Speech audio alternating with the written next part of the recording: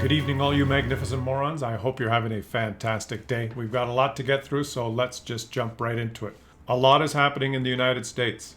The newly elected Democratic President Joe Biden has taken office, and he has immediately launched himself into the task of undoing and reversing everything that the previous Republican president had accomplished. This is an American tradition that happens every 4 or 8 years. When a Democratic president takes over from a Republican president, he immediately undoes and reverses everything from the predecessor. When a Republican president takes over from a Democratic president, he immediately undoes and reverses everything that his predecessor did. This is known in the United States as the American dream. On a positive note, the U.S. is vaccinating people faster than any other country in the world. Their military and industrial might is finally shining through. They are vaccinating people at the rate of almost 1 million per day, which is about 1 million per day more than Canada is vaccinating, which is pretty good. Of course, none of that really matters in the United States. The most important news that you'll hear over the next 6 to 12 months is the impeachment trial of the former president, Donald Trump. Senators will have to decide if they believe Donald John Trump incited the election. Yes, that's right. The Senate will now have to decide if Donald Trump is guilty or not, whether he has given them erections or not.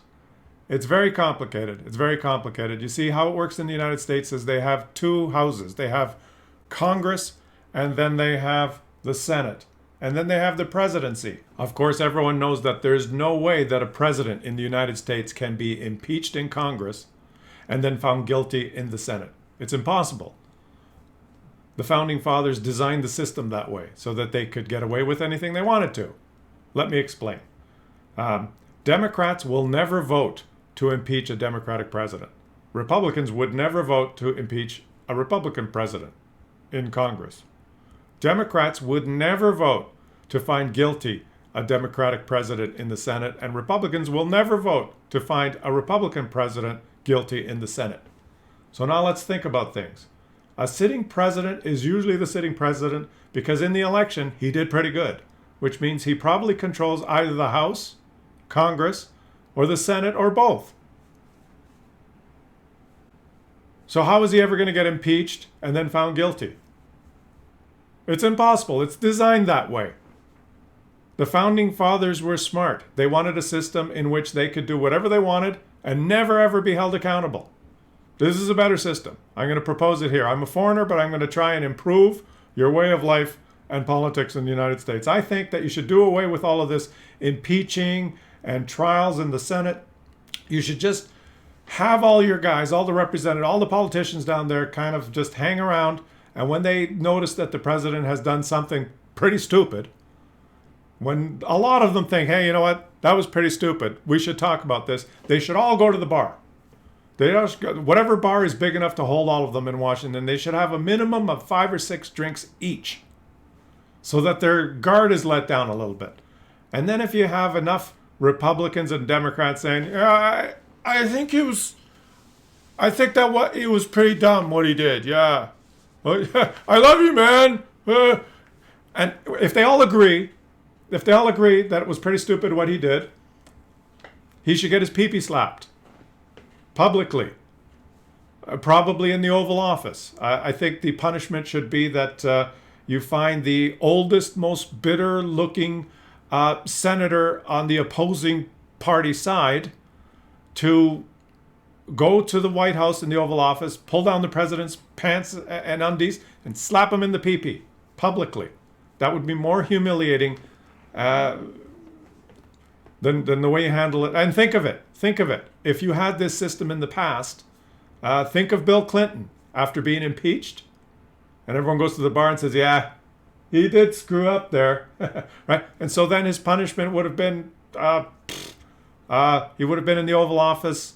Hillary would have had to come in, pull down his pants, slap his pee-pee.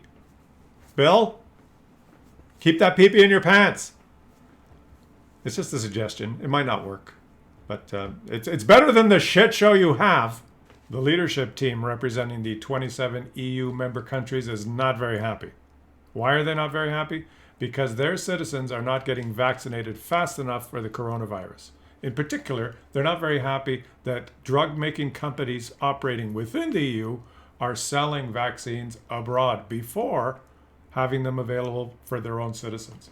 So they have circled the wagon, so to speak, and decided to restrict exports of vaccines to other countries until they are happy with the rate at which they're getting vaccinated themselves. Which is a good plan, except for the fact that one of the leading countries in the world in developing vaccines and producing them and distributing them is the United Kingdom, which left the EU. They left recently, just a few months ago. Go Boris Johnson! Canada was one of the countries that was counting on exports of vaccines from the EU. Now those exports are going to be delayed. This leaves Canada with no timetable for receiving any more vaccines. No vaccines in hand, only 2% of the population vaccinated, and no hope of getting any vaccines from anywhere in the world until the earliest, the end of March. Our Prime Minister Justin Trudeau has gone on TV and told everyone that our plan is working. Yes, it is. Working just as you planned it. In South America, Brazil, the largest country in South America, led by the Spanish version of Krusty the Clown, Bolsonaro, the government has issued a statement. I will read it to you. It will be mandatory for all Brazilians to get vaccinated, but no one will be forced to take the vaccine.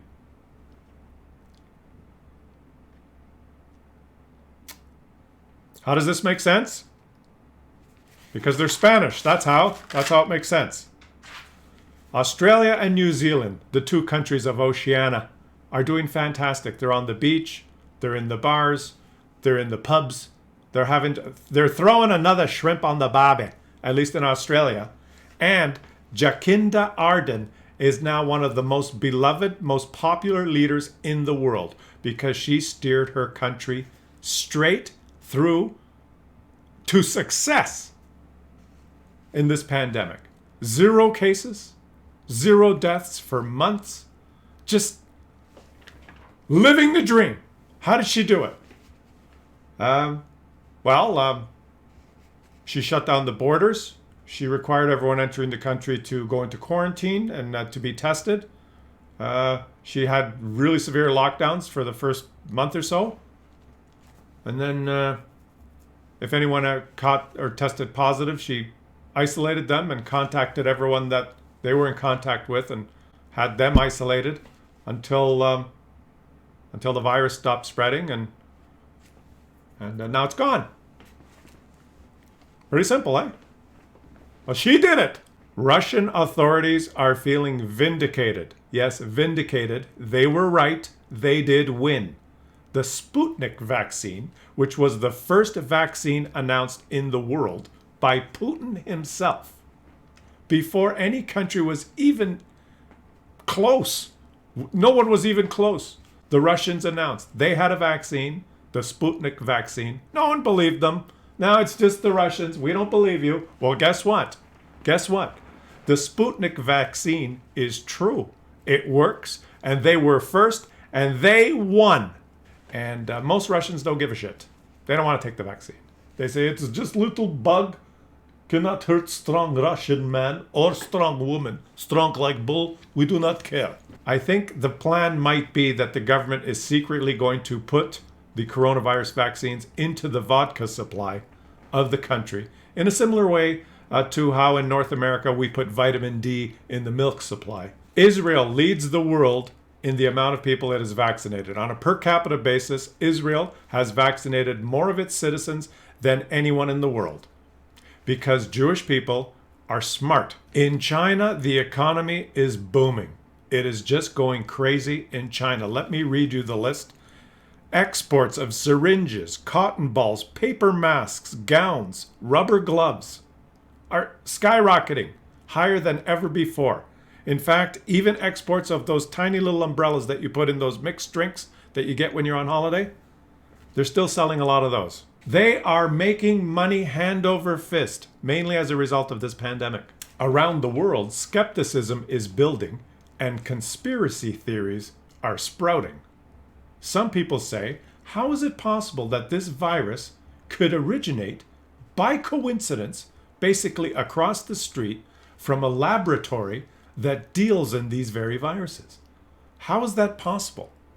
Is it a coincidence? Why didn't the virus start in Mudwater, Arkansas during a cockfight?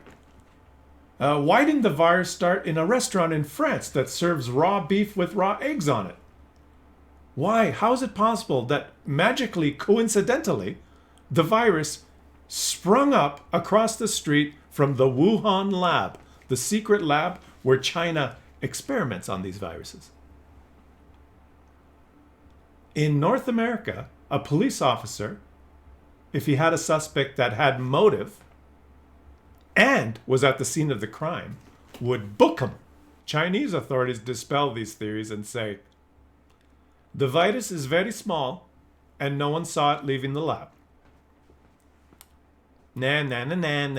In the Middle East, the 4 families that control most of the wealth generated from the export of oil and gas, all of their families have been completely vaccinated and are safe.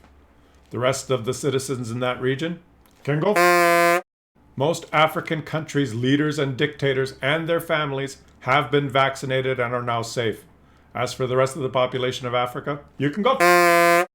Which brings me to the final segment of this video, and that is that it is essential and necessary for the developed and rich and more affluent countries to help the less fortunate, struggling, poor countries that are going to have a hard time doing it on their own. We have to help out.